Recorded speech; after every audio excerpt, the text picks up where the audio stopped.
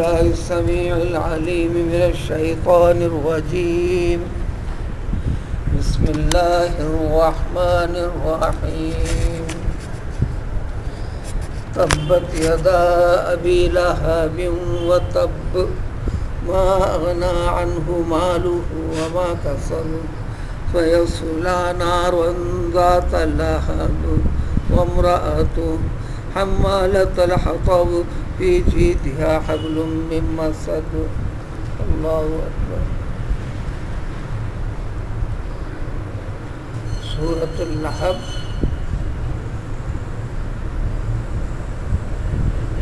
اس میں لفظ لہب کا ذکر آیا ہے ابتدائی آیت میں. اسی مناسبت سے اس کے نام سورة اللہب اور اختتام مسد کے ساتھ سورة المسد، ان دونوں ناموں سے اس سورہ کی شناخت ہے. اہل علم کے پاس اس سورہ کی شناخت سورة المسد اسی سے ہے.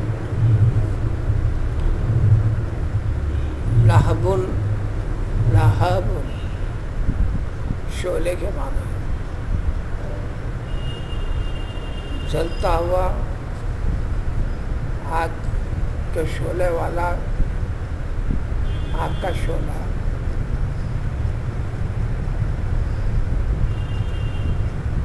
تیسری آیت میں اس سورہ کی ذات لہب شعلے والی آگ.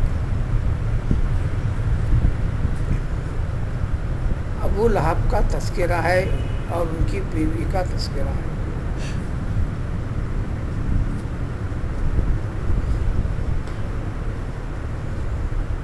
یہ واقعہ اور یہ سورہ کا نزول ابتدائے اسلام کی بات ہے.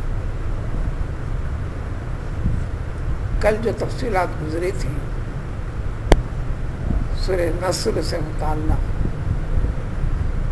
تو قرآن کے میں نازل شدہ صورتوں میں کامل اور مکمل سورہ کی شکل میں سب سے آخر میں نازل ہوا تھا سورہ اذا جاء نصر اللہ. اس کے بعد کوئی سورہ نازل نہیں ہوا. ہاں 4 مرحلوں میں 4 آیتیں نازل ہوئی تھیں جس کی تفصیل اور حقیقت کل بیان کر دی گئی، لیکن مکمل صورتوں کی شکل میں جہاں اور جب قرآن نازل ہوا تو اس اعتبار سے سورہ نصر سب سے آخر میں ہے. اور یہ سورہ لہب اسلام کے ابتدائی زمانے کی بات ہے، تحریک اسلام کی ابتدائی زمانے کی بات ہے. ابتدائی زمانے کی بات بھی کا بھی مطلب یہ ہے کہ نبی کریم صلی اللہ علیہ وسلم کو وحی دے دیے جانے کے بعد سورہ اقرا کی 5 آیتوں کے ذریعے سے پھر 3 سال کے بعد وَأَنذِرْ عَشِيرَتَكَ الْأَقْرَبِينَ حکم دے دیا گیا اپنے قریب کے لوگوں کو، خاندان سے قبیلے سے جڑے ہوئے افراد کو توحید کی تعلیم کا اعلان کر دیجیے. اس دوران میں بھی پیغمبر صلی اللہ علیہ وسلم نے جو طریقہ جس طریقے سے ہو سکتا تھا کرتے تھے. عبادت ذرا خفیہ کرتے تھے. جب حکم ہوا تو پیغمبر علیہ السلام کوہ صفا پر چڑھ کر اپنے قبیلے والوں کو آواز لگائی.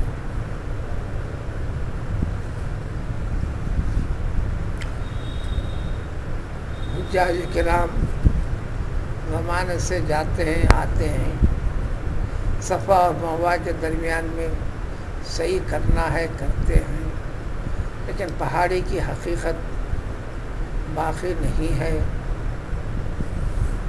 مصنوعی پہاڑی کی شکل دے کر رکھے ہیں برائے نام تھوڑی سی۔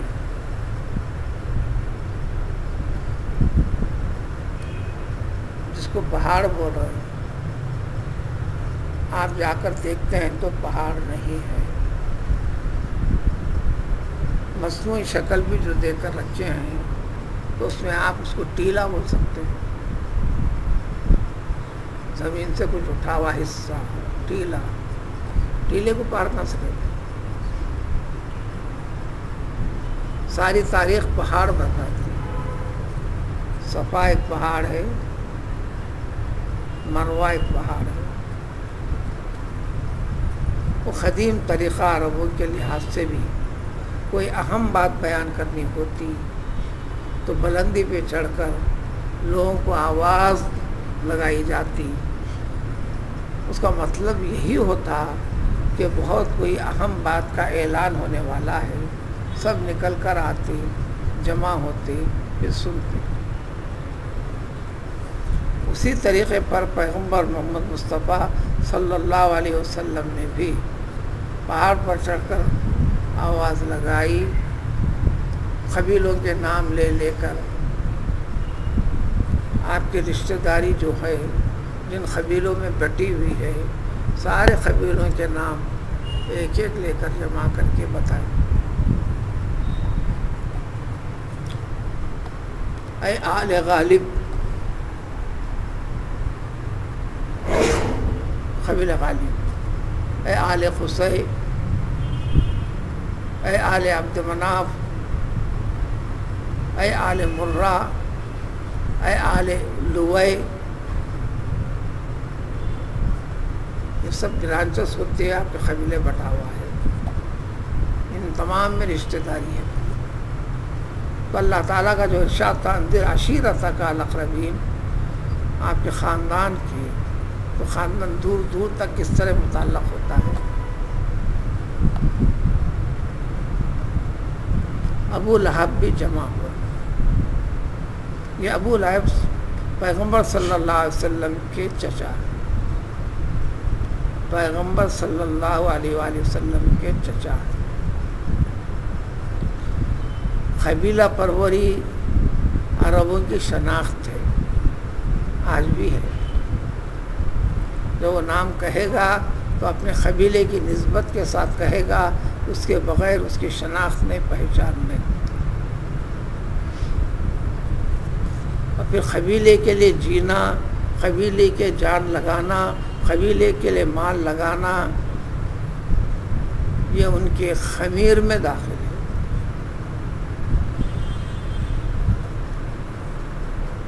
رشتہ داری بہت بڑی اہمیت اور معنی رکھتی تھی۔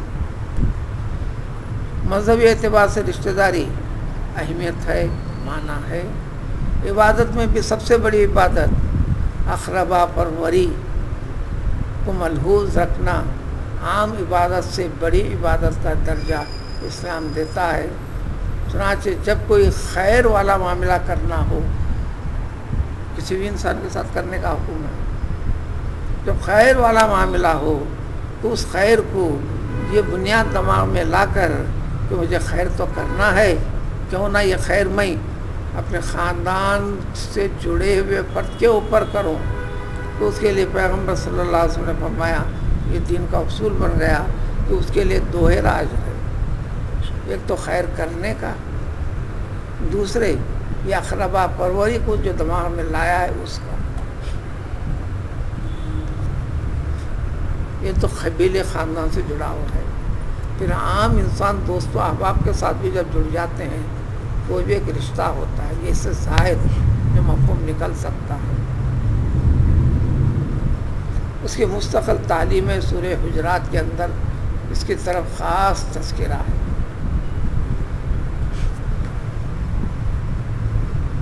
سارے قبیلے والوں کے سامنے ذکر کیے، اتنے بڑے قبیلوں میں، جو اور بات ہے کہ اس وقت کسی نے اسلام نہیں لایا۔ اس قبیلے سے جو سب سے پہلا آپ نے خطبہ دیا، اس کے اندر خطبے میں یہی چیز تھی، آپ پہاڑ پر چڑھ کر سب جمع ہو جانے کے بعد فرمائے اے لوگوں ایک بات اچھی طرح سنو، میں اگر تم سے یہ کہوں کہ اس پہاڑی کے پیچھے سے تمہارے اوپر دشمن حملہ کرنے کے لیے آ رہا ہے، اگر یہ میں کہوں تو کیا تم میری بات کو مانو گے؟ سبوں نے ایک آواز ہو کر کہا یقیناً مانیں گے۔ اس کے کئی وجوہات ہیں جو صحیح ماننے کے۔ ایک تو یہ ہے کہ آپ کو تا حیات آج تک بھی کسی قول میں فعل میں ہم نے جھوٹا نہیں پایا، صداقت کا عملی نمونہ ہیں آپ، تو ایسے سچے اور اچھے انسان کی بات غلط کیسے ہو سکتی ہے؟ اس کا اقرار سبوں نے کیا۔ بحیثیت انسان صادق کے اقرار ہوا، اب اقرار کروانا ہے بحیثیت نبی اور بحیثیت رسول کی،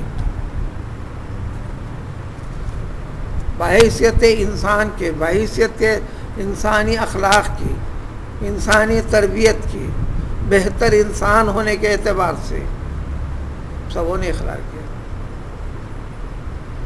پھر دوسری بات لوگوں نے بتائی، کیونکہ آپ پہاڑ کے اس مقام پر ٹھہرے ہوئے ہیں، پہاڑی کے اس جانب کی بھی ہر چیز آپ دیکھ سکتے ہیں، دکھتی ہے، اس جانب بھی دیکھ سکتے ہیں، دکھتی ہے، لیکن ہم پہاڑ کے اس جانب ہیں، اس جانب کا حصہ ہم کو تو دکھائی نہیں دیتا۔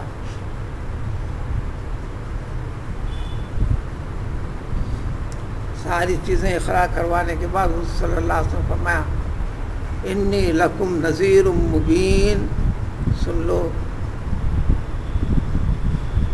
اللہ تعالیٰ نے مجھے نبی بنایا ہے، اللہ کی بات میرے ذریعے سے جو کہی جائے گی، جو انکار کرے گا اس کے لیے دوزخ ہے، اللہ کا عذاب ہے۔ نافرمانوں کو اللہ کے عذاب سے ڈرانے کے لیے، خبر دینے کے لیے، اس کام کے لیے اللہ تعالیٰ نے مجھے مأمور کیا ہے، مکلف رکھا ہے، پابند بنایا ہے۔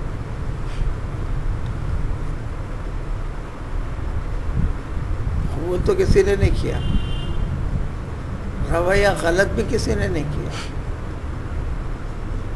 لیکن آگے بڑھ کر ابو لہب نے کہا تباً لک، تباً لک، برباد ہو جائے، ہلاک ہو جائے۔ پیغمبر علیہ السلام بات ایک ہی نہیں ہوئی، سیرت میں بڑی تفاصیل ہے، کئی صفحات پر جاتی ہے بات۔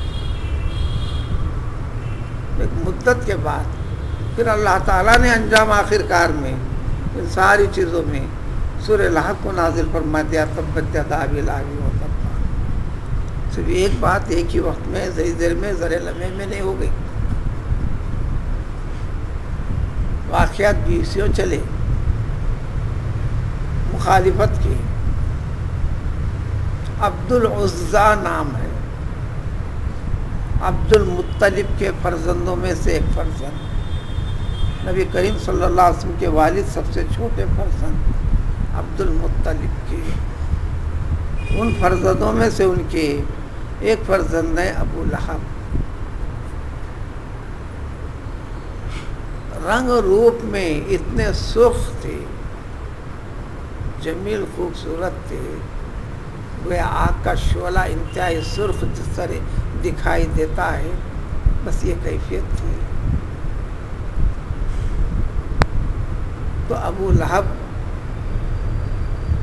سے کنیت پڑ گئی۔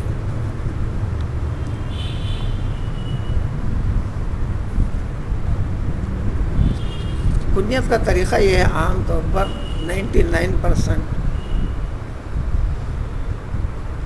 شادی کرنے کے بعد جو پہلا بچہ ہوتا ہے، اس بچے کا جو نام رکھتے ہیں، اس بچے کے باپ بھول کر اب کہلانے لگتے ہیں، اس کا نام ہے کنیت۔ جیسے حضور صلی اللہ علیہ وسلم کو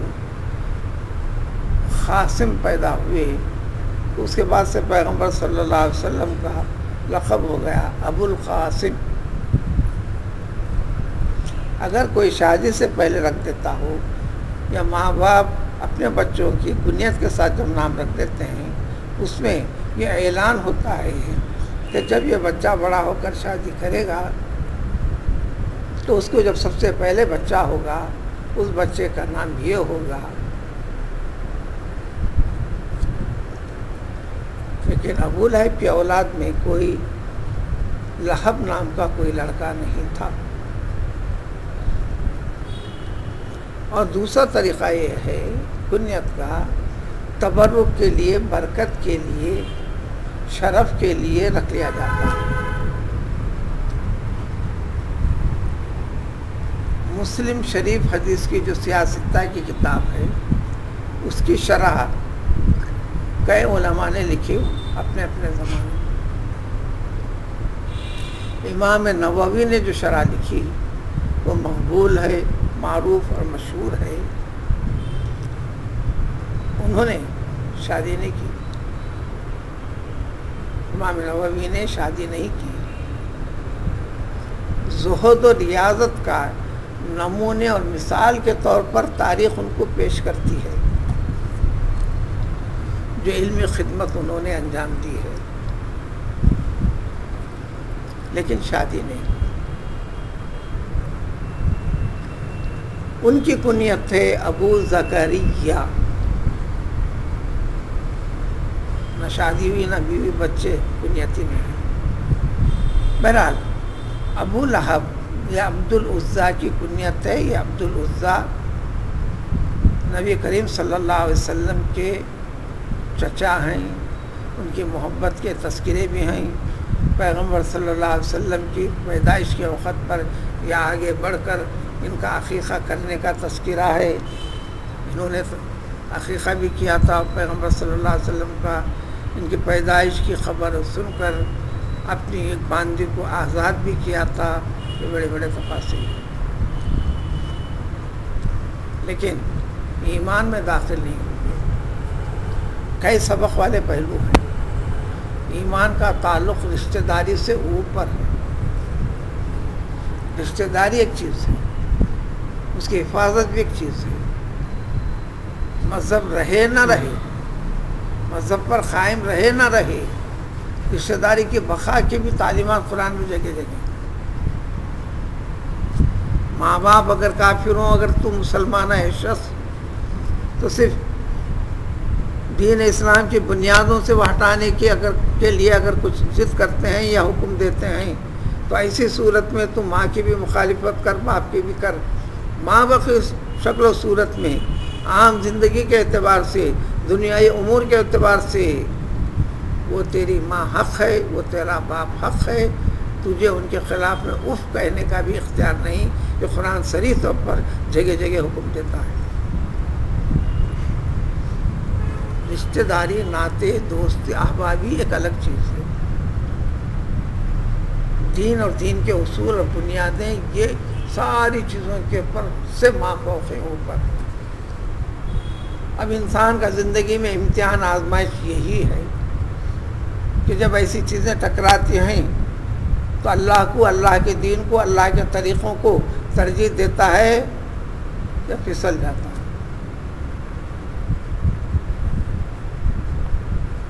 تو ان ساری چیزوں کے باوجود بھی، خاندان نبوت سے ہونے کے باوجود بھی، خاندان نبوت سے خارج کر دیا اللہ تعالیٰ نے ابو لہب کو اور ان کی اہلیہ کو.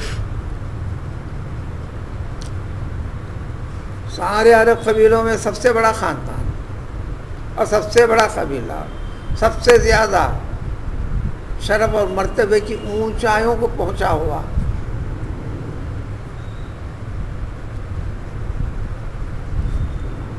ابو سفیان بن حرب، اسلام کے کٹر مخالف. ابو سفیان آخر تک مخالف. حج فتح مکہ کے دن اسلام لائے. سارے مکے کا احاطہ کرنے کے بعد نمائندے کو بھیج کر حالات بتلا کر، کیا مزاحمت کر سکتے ہو تم؟ ساری صورتحال کو دیکھا ابو سفیان نے، سب سے پہلے آگے بڑھ کر اسلام قبول کیے، مکے کے سردار تھے. یہ فتح مکہ کے وقت کی بات ہے. اسی لیے فتح مکہ کی تاریخ پڑھیں گے یا سنیں گے تو اس میں جن چیزوں کا اعلان کیا پیغمبر صلی اللہ علیہ وسلم نے، جو شخص ابو سفیان کے گھر میں داخل ہوا وہ امن ہے، جو مکے میں داخل ہوا اس کو امن. تو یہ آخر میں اسلام میں ابو سفیان کی بیٹی، ان کا نام ہے ام جمیل، یعنی جمیل، ام جمیل، یہ ابو لہب کی بیوی ہے. اس میں جس عورت کا تذکرہ ہے انہیں کا تذکرہ ہے، وہ بھی اونچے بڑے خاندان، لیکن مخالفت میں آ کر اپنے شوہر کے ساتھ دیتے ہوئے انہوں نے جو کیا واقعہ ایک ہے. بالواسطہ دین اسلام کو اپنی مخالفت کی وجہ سے جو بھی جس طریقے سے بھی نقصان پہنچانے کی کوشش کرے گا، پورے خلاصے میں جو نکلنے والا نتیجہ یہی ہے کہ یہ ناقابل برداشت ہے اللہ تعالیٰ کے پاس، اور ایسا شخص ناقابل نجات بھی ہے. وہ لہذا اس کے لیے توبہ کا دروازہ کھلا ہوا ہے، ہدایت کے دروازے پر آنا ہے. اب ترجمے میں آگے بڑھتے ہیں.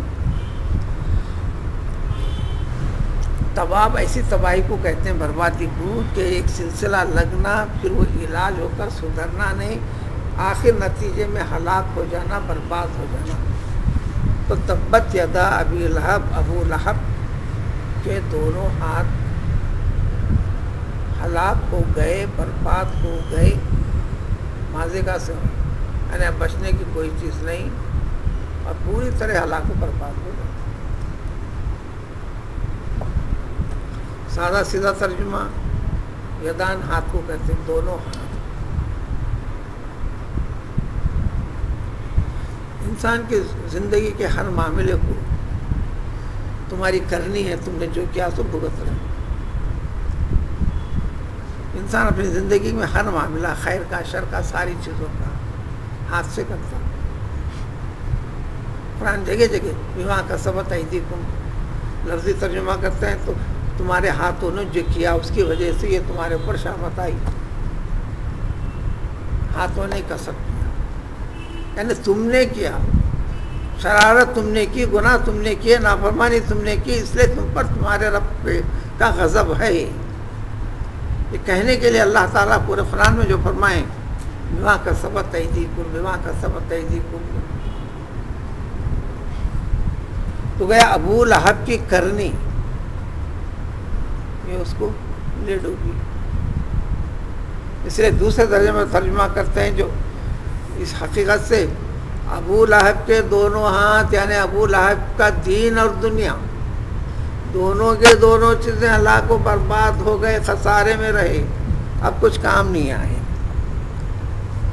شرک ان کو دین کے نام سے جڑے ہوئے تھے، اب مخالفت شروع ہوتی ہے. نفس دین، موضوع دین کا ہے. دین کو جو بگاڑ رکھا تھا مشرکین مکہ نے، انسانوں نے، اللہ کا تو اقرار سب کو تھا، آج بھی اقرار ہے اللہ کا. بہت مشکل ہوگی کسی کو ڈھونڈ کر نکالنا کہ جو اللہ کو نہیں مانتا ہو. قرآن جگہ جگہ ذکر کیا ہے. مشرکوں سے اس قسم کا سوال کرو، جواب ایک ہی ملے گا، لَيَقُولُنَّ اللہ. اللہ کا انکار کسی کو نہیں. اللہ کس طریقے سے ہے، اس طریقے کے اندر غلطی کا نام ہے شرک.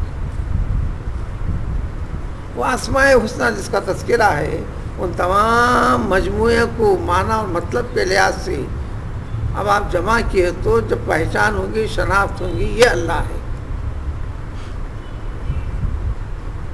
جب اس کی شناخت و پہچان ہوگی تو یہ اللہ ہے. تو پھر ان ناموں کے اندر یہ ہے کہ وہ ظاہر، تو غفلت میں کہاں پڑے ہوئے ہو، بالکل کھلا عیاں ظاہر و باہر ہے اللہ تعالیٰ کی ذات. لیکن ان آنکھوں کے ذریعے سے پکڑنا تمہارے اس کی بات نہیں، هو الباطن.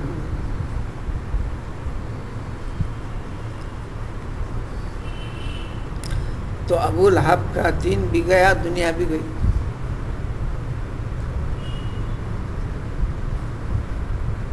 دین بھی گیا، دنیا بھی گئی. ما اغنا عنہ مالہ وما کسب. پیسے کے اعتبار سے دولت مند تھے ابو لہب، اولاد بھی زیادہ تھی. اس زمانے کا سب سے زیادہ فخر جو رہتی دنیا تک بھی ہے، کسی شخص کو پیسہ اور اولاد ہو،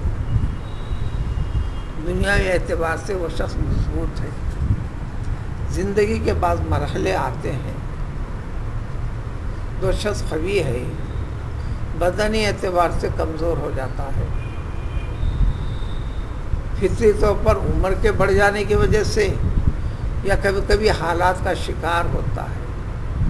ایسے وقت میں اس کے لیے سب سے بڑا سہارا ہے اس شخص کو اس کی اولاد. اولاد کا ہونا واقعی فخر کی بات ہے. قرآن جگہ جگہ ذکر کرتا ہے، جو تھی آج بھی ہے، آج بھی ہے. صرف باپ کا وجود، اولاد کا ہونا، باپ کے دنیا سے اڑ جانے کے بعد بھی وہ اولاد کی شکل میں اس کا باپ ہی موجود ہے. اچھا کام اور غیر معمولی اچھا کام بھی ہو تو اس کی یاد، اس بچے کی یاد اس کے باپ کے ساتھ، اس کے خاندان کے ساتھ ہی شناخت ہوتی ہے.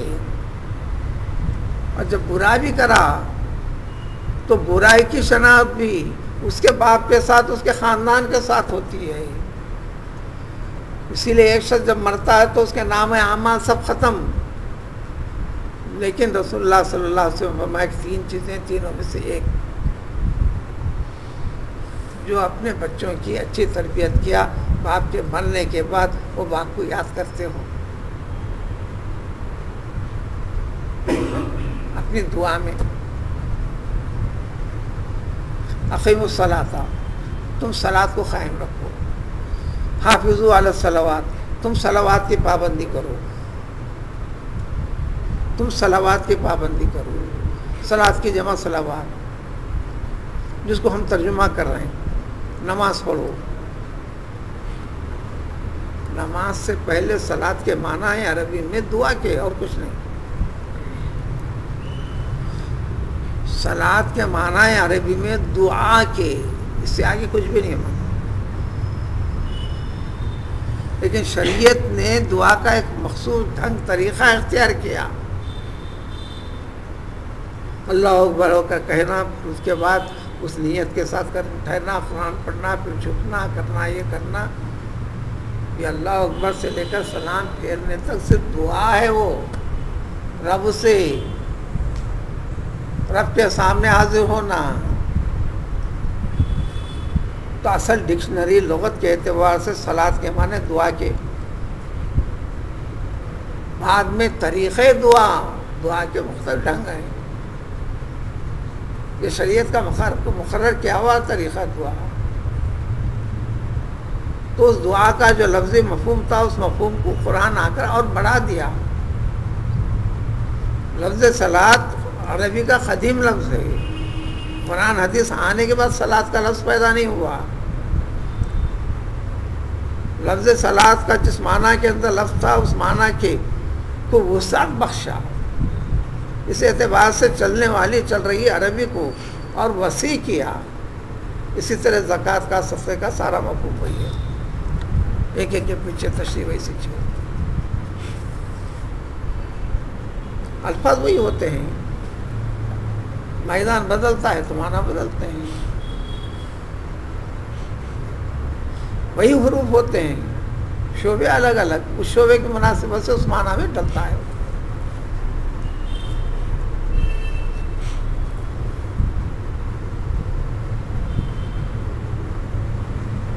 تو اس نے بد دعا کی ابو لہب نے. اب 20 قسم کی رکاوٹیں پیدا کرنا شروع کیا بآواز بلند. پیغمبر صلی اللہ علیہ وسلم کبھی بازار میں جاتے، لوگوں کے مجموعے سے بآواز بلند کہتے ایھا الناس قولوا لا الہ الا اللہ، بآواز بلند نعرہ بھی لگاتے. جب یہ رہتا ابو لہب تیزی کے ساتھ کہتا انہ کذاب لا تصدقوہ، یہ جھوٹا ہے، اس کی بات کو مت مانو. پیچھے پڑ گئے.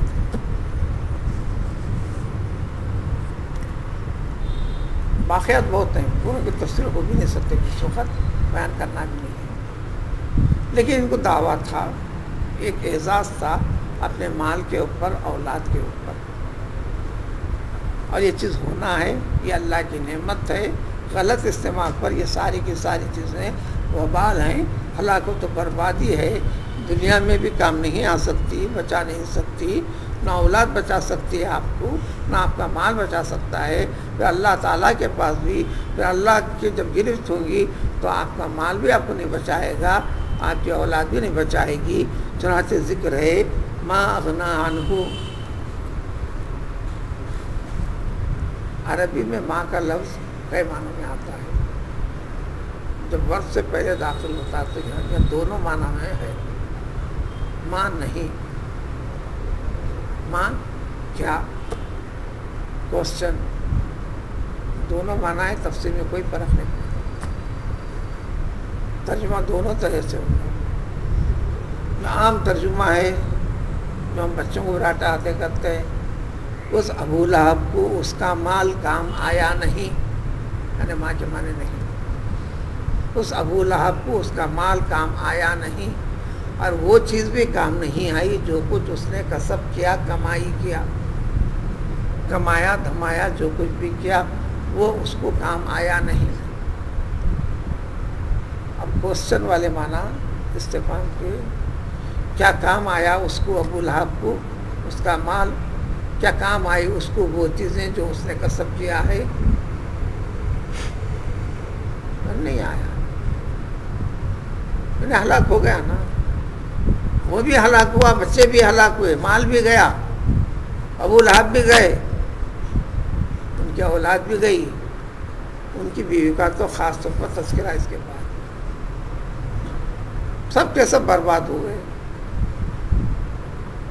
اور پھر آخرت میں بھی نجات نہیں ملیں گی، کیونکہ مقصد ٹائٹل جو تھا مخالفت کا بمقابل اللہ کے رسول کا تھا. کسی اور کے مقابل ہوتا تو بات الگ تھی. ایسے مقابلات تو دنیا اور انسان کی زندگی کے سرشت میں داخل ہے. تو میں کرنا.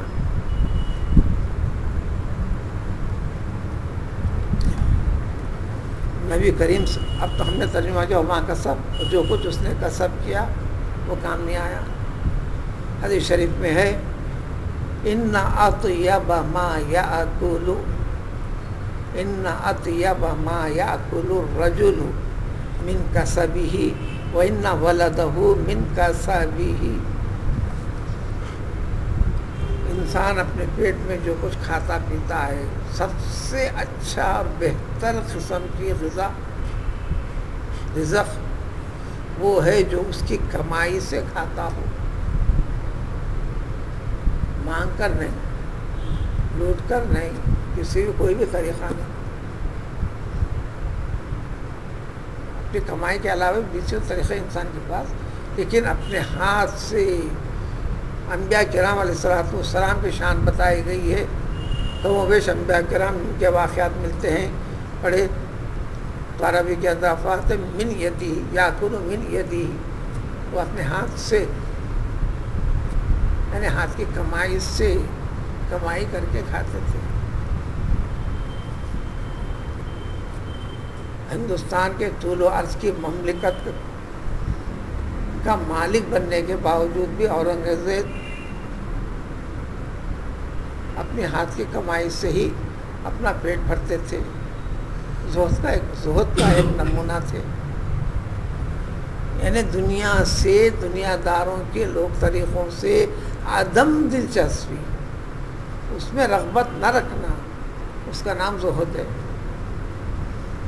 جو زے ہے دال کا جو لفظ ہے زہد کا، اس کا اردو میں ترجمہ تارک الدنیا، یعنی دنیا میں کی چیزوں پہ، دنیا والوں کے طور طریقوں میں اپنی رغبت نہیں رکھنا، اپنی رغبت کو آخرت کی طرف پھیر دینا. اس لیے عابدوں میں مسلمان بعد عابد، عابد کے بعد زاہد کا درجہ بڑا درجہ ہوتا ہے. وہ کم و بیش سبھی صحابہ کرام رضوان اللہ تعالیٰ عنہ اجمعین زہد کا نمونہ تھے. سیدنا علی رضی اللہ تعالیٰ عنہ کو تو زہد کا امام مانتے ہیں. دنیا میں رغبت نہ رکھنے کا مطلب کیا؟ عام چیزیں وہ تو دین کے ساتھ ہیں. نبی کریم صلی اللہ علیہ وسلم کی سب سے چھوٹی دختر حضرت فاطمہ رضی اللہ تعالیٰ عنہ جب تک بیوی تھیں، اس سے پہلے بھی ایک سزائے شادیاں کرنے کے لیے قدم آگے بڑھائے سیدنا علی رضی اللہ تعالیٰ عنہ. رسول اکرم صلی اللہ علیہ وسلم نے اجازت نہیں دی، نہ کا بھی حکم نہیں دیا، اس لیے کہ اسلام میں منع کرنا بھی نہیں ہے. صرف ایک بات فرماتے رہے، میری بیٹی فاطمہ کو تکلیف ہوگی، بس یہی جملہ فرماتے رہے. شریعت نے اجازت دی تو روکنے کا حکم پاتا ہے، وہ تو اللہ کے حکم کو جاری کرنے کے لیے تھے پیغمبر صلی اللہ علیہ وسلم. 6 ماہ کے بعد پیغمبر صلی اللہ علیہ وسلم کی گزرنے کے 6 ماہ کے بعد حضرت فاطمہ زہرا رضی اللہ تعالیٰ عنہ کا بھی انتقال ہوا. اب آپ پورے شادیاں کیے. ایک مرحلہ جو طویل مرحلہ گزرا سیدنا علی رضی اللہ تعالیٰ عنہ کا، شریعت کے مطابق پورے کے پورے 4 بیویاں وقت واحد میں تھیں.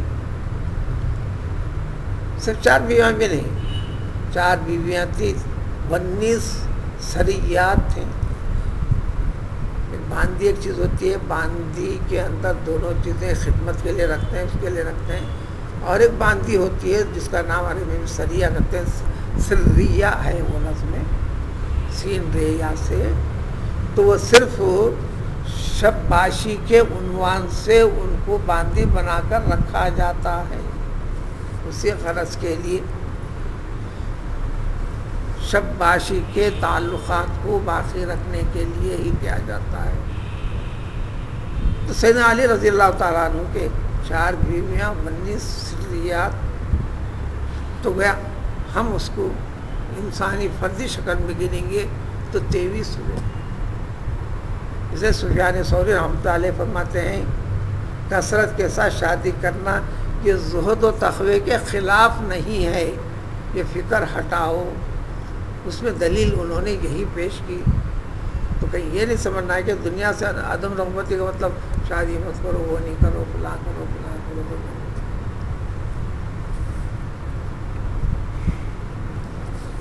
امام نووی رحمۃ اللہ علیہ سنت کے اتنے پکے پابند، اس دور کے اس زمانے کے بڑے بڑے اہل اللہ تک، علماء تک ان کے زہد کے قائل، پر شادی نہیں کی. جو کوئی بڑا عالم کہتا دیکھو تم نے اپنی زندگی میں نبی کریم صلی اللہ علیہ وسلم کی ساری سنتوں کی اتباع کی، صرف ایک سنت باقی رہ گئی، شادی سنت ہے. شادی سنت ہے، شادی کرنا فرض ہے، شادی کرنا واجب ہے، شادی کرنا حرام بھی ہے. اب وہ تفصیل میں جانا نہیں ہے، پورا مجموعی ٹوٹل شادی کرنا سنت ہے. شادی کے نہ کرنے پر حرام کاری میں مرتکب ہونے کا اندیشہ بڑھ جاتا ہے تو واجب اور فرض ہو جاتا ہے. شادی کر کر ازدواجی حقوق کو نبھانا مشکل ہو جاتا ہے تو پھر اب شادی کرنا حرام ہے. یہ مختصر الفاظ میں لمبی لمبی تفصیل ہے اس کی. پورا مجموعہ اعتبار سے شادی کرنا سنت ہے. انہوں نے کہا کہ شادی آپ نے ایک سنت کی اگر تکمیل کر لی ہے تو کم و بیش پوری سنتیں ہو جائیں گی. تو انہوں نے کہا نہیں کروں گا شادی، اس لیے کہ ایک سنت کی تکمیل میں میرے کئی واجبات چھوٹنے کا امکان ہے، کئی واجبات چھوٹنے کا امکان ہے، اس لیے نہیں. تو آخر وقت تک نہیں کیا. تو ایک ہی پہلو پر چلنا نہیں، کئی پہلوਆਂ ہیں کسی بھی مضمون کے اندر. اب یہاں پر تو ابھی جو حدیث سنا ہے کہ سب سے اچھی کمائی جو انسان کھاتا ہے وہ اپنے ہاتھ سے کمائی ہوئی، پھر اس کا حضور صلی اللہ علیہ وسلم فوراً وضاحت فرمایا ان ولدہ من کسبہ، ایک انسان کی جو اولاد ہوتی ہے وہ اس کا کسب ہے، کمائی ہے۔ تو اب یہاں بات سمجھ میں آ جائے گی۔ تو ابو لہب کو اس کی ہلاکت و بربادی سے اس کو اس کا مال کام نہیں آیا، اور نہ اس کی وہ کمائی، یعنی اس کی اولاد بھی اس کو بچا نہیں سکی۔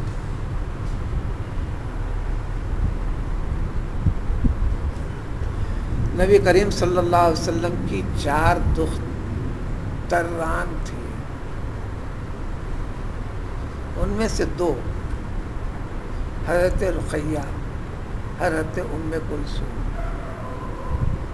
حضرت رقیہ، حضرت ام کلثوم، ان دونوں کا نکاح فرمایا تھا رسول اللہ صلی اللہ علیہ وسلم نے ابو لہب کے 2 بیٹوں سے۔ ایک کا نام تھا عتبہ عین تا با، عتبہ، دوسرے کا نام تھا عتیبہ۔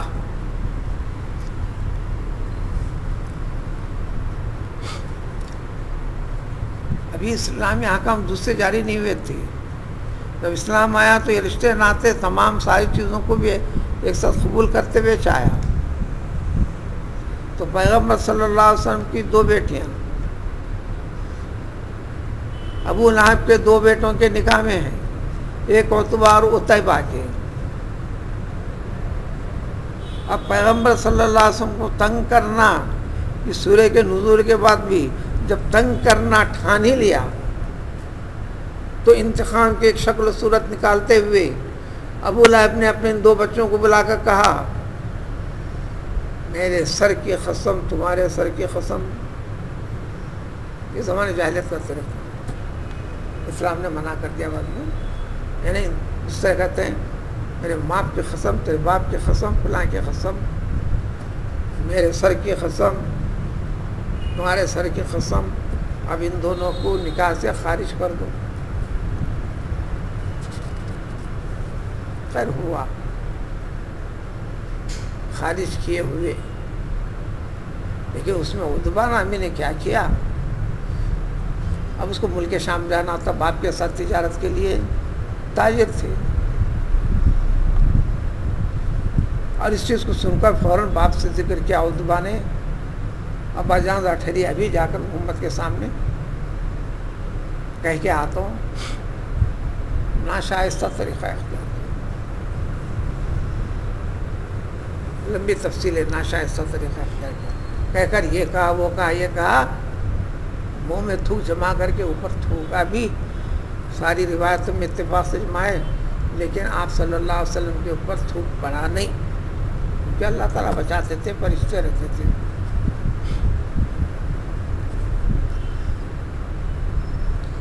اس وقت غصہ آیا پیغمبر صلی اللہ علیہ وسلم، اسی وقت اللہ سے دعا بھی کی آپ نے، اللہم سلط علیہ کلبا من کلابک، یہ الفاظ ہیں، اللہ تعالیٰ تو اس کے اوپر اپنے کتوں میں سے کوئی ایک کتا مسلط کر دے، اور اللہ نے کیا۔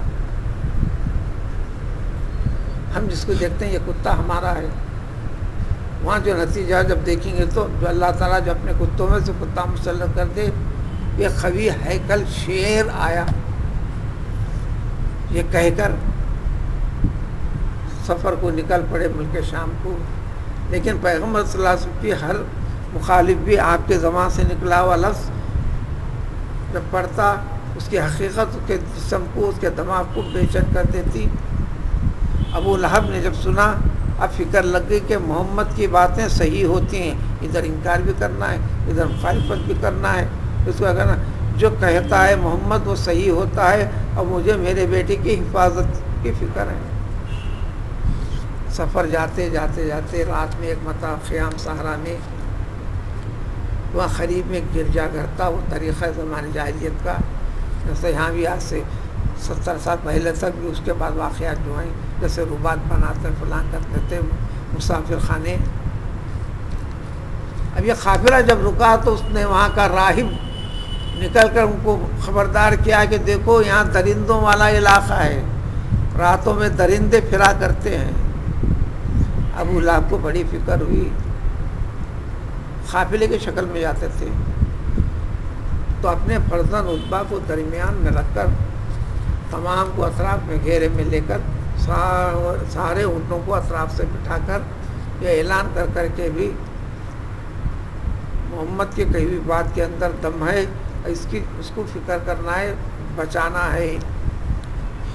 نیند لگی، لیٹے، مسافر کو تو نیند آتی ہے، ہمارے جیسا آج کے زمانے کا سفر نہیں، کیونکہ ہم اس میں بھی سفر کی تھکان ہے کہتے ہیں۔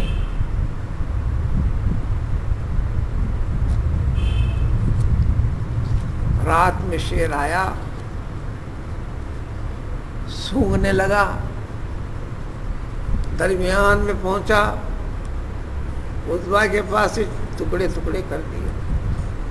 تو ماں اغنا نو مالو وما کسب، نہ ابو لہب کو اس کا مال بچا سکا، نہ اس کی وہ کسب جو اس کی اولاد تھی، وہ کسب بھی اس کے کام نہیں آ سکی، وہ خود ہلاک و برباد ہو گئی۔ ابو لہب کا کیا ہوا معاملہ؟ جنگ بدر میں ابو لہب نہیں گیا، لیکن اپنے جانب سے بدل کے طور پر کسی کو بھیج دیا۔ جنگ بدر سے آنے کے بعد، جنگ بدر کے ہونے کے بعد 7ویں دن ان کا انتقال ہو گیا۔ اچانک ایک گھیٹی، اس کو گھلٹی کہتے ہیں،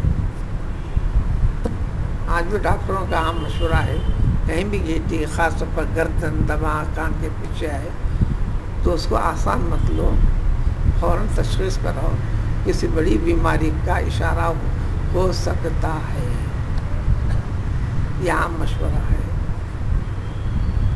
اس کو بھی عدسہ، عربی میں اس کو بولتے ہیں عدسہ۔ عدس مسور کی دال ہے، بڑا دانے کے جیسا بن جاتا ہے، اس کو عدسہ بن گئی تھی، جو طاعون کی علامت سمجھی گئی، جس کو ہم پلیگ بولتے ہیں، وہی سب کینسر کی شکل۔ اب بات یہ ہوتے ہی نوبت ہی آئی کہ اب یہ مرض متعدی ہے، پھیلتا ہے کہہ کر خود اس کے گھر والے، گھر کے سارے افراد اس کو بے گھر کرتے ہیں۔ ابو لہب قریب جانے پر ہم کو یہ پھیل سکتی ہے، اور وہ تیزی کے ساتھ اتنا بڑھتا گیا، کرتے گیا، انتقال ہو گیا 7 میں۔ تبت کے معنی وہی ہیں، ایک ساتھ مار ڈالنا نہیں، کسی ایسی چیز میں گرفت ہونا کہ اس کا نتیجہ ہلاک ہو تو بربادی ہو، یہ معنی انجام دینا ہے۔ تو عربی کے اندر تباب کا لفظ آتے ہیں، تے بے الف بے، اور وہ کیفیت اس کے ساتھ ہوئی۔ اور جب ہوئی، جب تو انہیں اچھا تھا، گلٹی تھی خالی، بیماری پھیلنے کے خوف سے دور دور رہ رہے تھے، اب تو مر ہی گیا۔ 3 دن تک پڑی رہی لاش، بو آنے لگی، سڑنے لگی، تو بھی خاندان کے، قبیلے کے لوگ ساتھ نہیں گئے۔ کرائے کے اوپر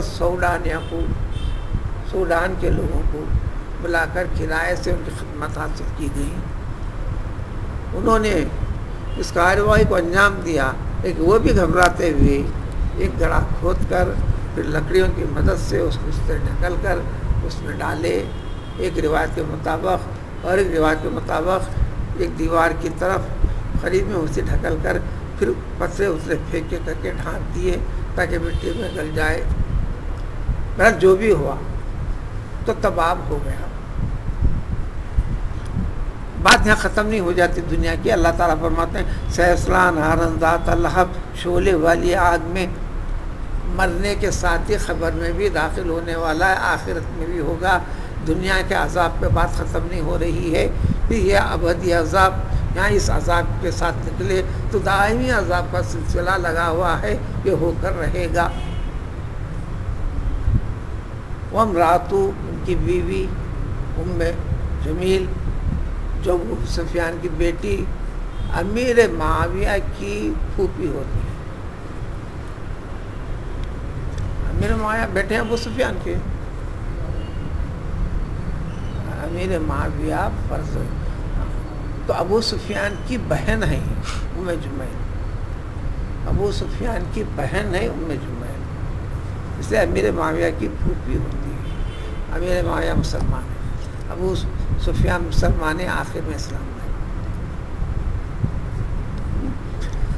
تو ان کی بیوی، اسی لیے یہاں پر وقف مطلق ہے، یعنی سابقہ مفہوم سے جو چیز تفسیر ہوئی ہے اس کی تفسیر کا تعلق امراۃ تک ہے. یعنی یہ بھی ہلاک و برباد ہو گئی، نہ ان کو ان کا شوہر جن کی تائید میں کام کرنے لگے وہ چیز آ نہ سکی، نہ اپنے شوہر کی دولت بچا سکی، نہ ان کے پیٹ سے پیدا ہونے والے بچے ان کے کام آ سکے. ان کا بھی انجام سیصلیٰ نارا ذات لہب، تلاوت کرتے وقت پر سیصلیٰ نارا ذات لہب وامرأتہ، یہ تلاوت اچھی، بہتر، افضل. اسی لیے یہاں آیت کے اوپر لا لکھ دیا گیا، سیصلیٰ نارا ذات لہب وامرأتہ، یہاں بات پوری مکمل. تو پھر تبت یدا سے لے کر تفسیر میں جہاں تک تذکر آئے وامرأتہ تک ایک ہی مفہوم جو انجام ذکر کیے گئے، اس میں ابو لہب، اس کی اولاد اور اس کی وہ بیوی جو اس میں شریک کار رہی.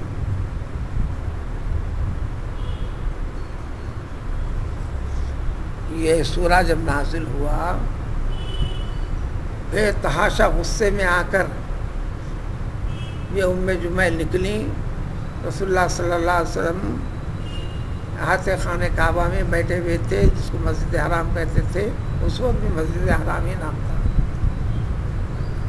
سیدنا ابوبکر صدیق رضی اللہ تعالیٰ عنہ بحضور بیٹھے ہوئے تھے.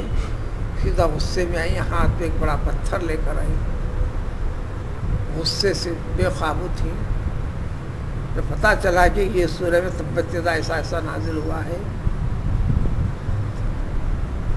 ان کی نظر پڑی ابو بکر پر،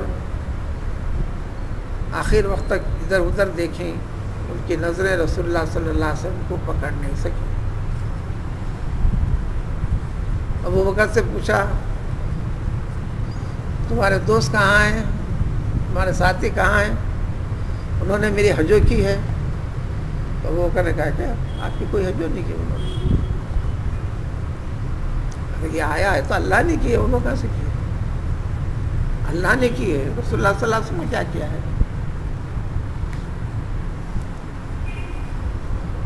کئی باتیں تیزی کے ساتھ کہتے ہوئے چلے گئے، پتھر واپس لے کر گئے.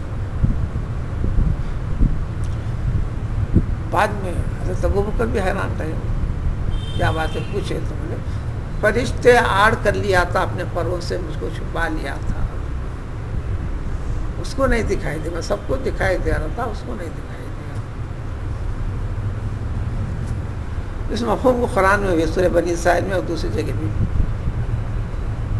وَإِذَا قَرَأْتَ الْقُرْآنَ جَعَلْنَا بَيْنَكَ وَبَيْنَ الَّذِينَ لَا يُؤْمِنُونَ بِالْآخِرَةِ حِجَابًا مَسْتُورًا، چھپانے والا ایک پردہ ڈال دیتے ہیں. یعنی آپ کی حفاظت اللہ تعالیٰ کیسا خدا کرتے ہیں. غلط ارادے سے دشمن جب آگے بڑھتا ہے تو وہ اذیت آپ کو پہنچا نہیں سکتا، ایک پردہ آڑا کر دیتے ہیں. آپ کو قرآن پڑھنا، یعنی آپ کی تقریر کیا تھی، آپ کا آواز کیا تھا، آپ کی تعلیم کیا تھی، یہ قرآن پڑھ کے سنانا. اور ان کا غصہ کیا تھا، مخالفت کیا تھی، یہی قرآن سننا، اس کے معنی کو جاننا، جو اس کو قبول نہ کرنے کا اعلان کرنا.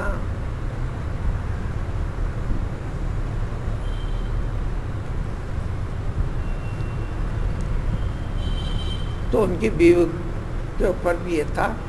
یہ کئی چیزیں کرتے تھے، سیرت کے اندر آپ پڑھتے ہیں، سنے ہیں. آپ کے راستے میں کاٹیاں بچھاتی تھی، فلاں کرتی تھی، فلاں کرتی تھی، تکلیف دیتے تھے. لیکن رسول اللہ صلی اللہ علیہ وسلم کبھی بھی سخت لہجہ اختیار نہیں کیا، بلکہ ایک دو دن دیکھا نماز فجر کو جاتے وقت پر، آج راستے میں کاٹیاں بچھی ہوئی نہیں ہیں. نماز سے فارغ ہو کر سیدھا اپنی چچی کے گھر کو گئے، ابو لہب کی بیوی کے پاس جا کر کہنے لگے چچی کیا بات ہے، خیریت تو ہے؟ بخار میں مبتلا تھی، بوجہ بخار نہیں کر سکی تھی. لیکن وہ جو ہی صحت مند ہوتے ہیں تو فوراً خود جا کے اس وقت کے اس زمانے کے لحاظ سے ابو لہب کی مالی جو حالات تھی قریب انیل امبانی کے جیسی، قریب. اس کے باوجود بھی نوکر چاکر سے کام نہیں لیتی تھی، خود جا کر ڈھونڈ کر کاٹھی دار لکڑیاں جمع کر کے لے کے اٹھا کے لے کے آتی تھی. جو غیظ و غضب کا جو ذکر تھا، تو اسے ان کی بیوی بھی اس میں جائے گی. انہوں کو کہتے ہیں حمالۃ الحطب، حطب لکڑی حمالہ اٹھانا. لفظ کے ظاہر معنی کا ترجمہ تفسیر کرتے چلتے ہیں، اس سے ہٹ کر بات ہے، بات وہ نہیں ہے ظاہری معنی. لکڑیوں کا گٹا اٹھانے والی لفظی ترجمہ. حقیقی تفسیر کا ترجمہ یہ ہے، پیغمبر صلی اللہ علیہ وسلم کے خلاف میں چغل خوری کیا کرتی تھی. چغلی کس کو کہتے ہیں؟ حقیقی بات کو برا رنگ دے کر دوسرے کے سامنے آپ کے غیاب میں پیش کرنا. غیر حقیقی بات کو پیش کرے تو وہ تو تہمت ہے. یعنی چغلی کھانا کام تھا اور کچھ نہیں، صرف اور صرف رسول اللہ صلی اللہ علیہ وسلم سامنے. کوئی بڑے گناہ نہیں تھے، لیکن سارے گناہوں کو تو اس لیے سارے عرب میں، عربی زبان کے اندر استعمال ہے. جو چغل خور ہوتا ہے اس کو کہتے ہیں حمال الحطب. اردو میں کہتے ہیں اگر ہم سو کہتے ہیں، وہ دیکھو دونوں کے درمیان چنگاری لگا رہا ہے، یہ کہہ دیا وہ کہہ دیا، چنگاری لگانا. چولہا جل رہا ہے، دونوں کی چل رہی ہے، اور دوسرا آ کے پھر یہ کہہ دے کر اس میں آگ کو بھڑکانا.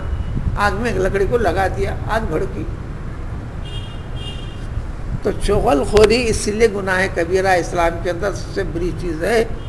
ابو لہب کی بیوی کے اندر جو یہ تھی عادت، وہ المشاء بن نمیمہ تھی اور کچھ نہیں تھی.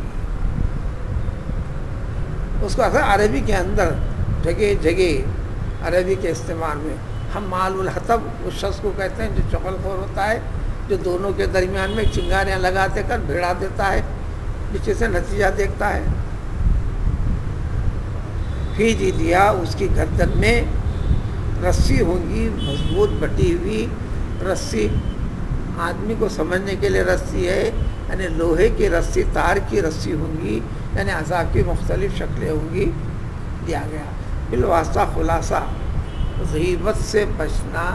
کوئی بھی کسی چیز سے کسی کو نقصان، اچھی چیز کو پہنچانے والا، جو جس کا انجام بڑا ہو کر برا ہونے والا ہے، یہ اللہ تعالیٰ کو ناپسند ہے، ایمان کے لائق نہیں ہے. ایمان والے کو بھی اس کی تعلیم و تربیت دیکھنا رکھنا ہے. پھر ایک مختصر سی بات، سب سے آخر میں نازل ہوا سورہ اذا جاء نصر اللہ، پھر یہ سب سے ابتدا میں نازل ہوا یہ سورہ.